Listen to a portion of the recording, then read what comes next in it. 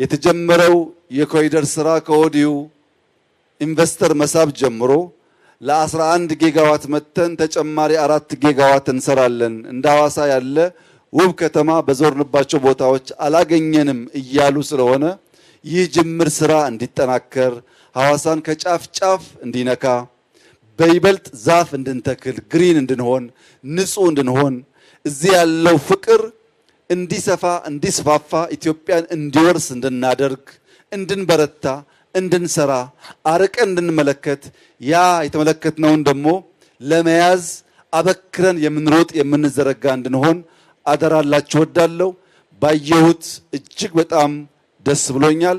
እናንተም እንኳን ደስ ያላችሁ። እንደዚህ ያለው መልካም ስራ ይቀጥል ይበርታ።